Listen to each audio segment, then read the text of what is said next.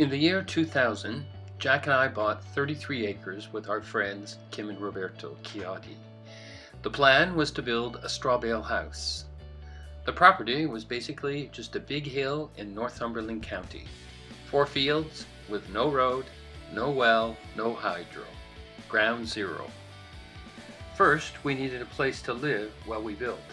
So, in a barn, Jack and I constructed the frames of 3 wall tents, built in a series of squares covered in canvas.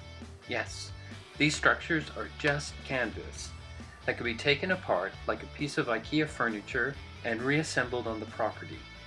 Each couple had their own tent, plus there was a kitchen and a bath tent with a composting toilet and even a hot shower. After the camp was built, we started on the house. No basement, the foundation was a simple slab on grade.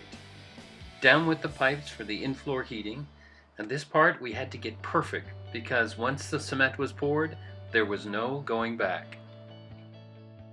Very little wood was used. For the most part, the roof of the main space just rests on the straw bales.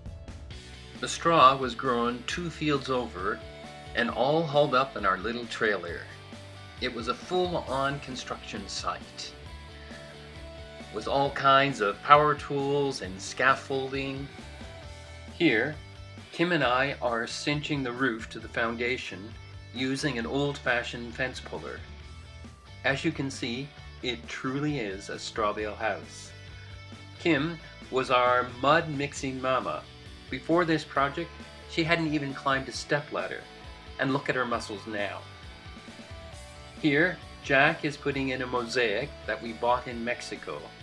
30 ceramic tiles that we humpback in our knapsacks. Next, the walls are covered in mud, making it look like someplace from ancient Babylon. Tons of family and friends came to help, of all ages, and mud went everywhere. Then it was up to the 2nd floor. God, what were we thinking? Because the straw can't get wet, rain was our worst enemy. Here's me trying to secure the tarps during the tail end of Hurricane Katrina. The final coat is a thin layer of lime, which acts like a tortoiseshell of protection. But lime can burn your skin, hence the hazmat suit. For the first 17 years, we were off the grid and powered by solar panels and this windmill. The laneway is over a half a kilometer long. For part of it, we planted a row of sugar maples. And voila, at the top, the finished house. At the front is a terrace with a pergola that faces the sunset. Beside it is a screened-in porch. Note the mosaic on the back wall.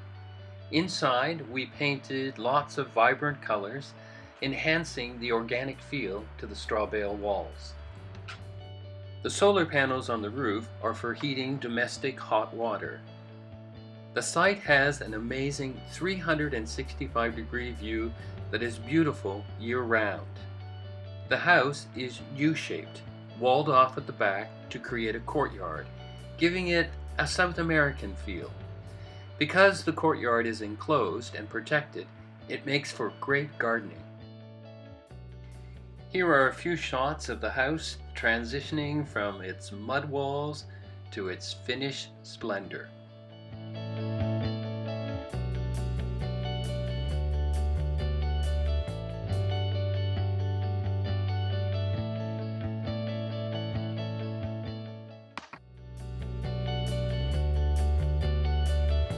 We now have been living in this house on the hill, as we call it, for 19 years. Astonishingly, the 4 of us are still together, still friends, and still living in this grand house that turned out better than any of us ever imagined.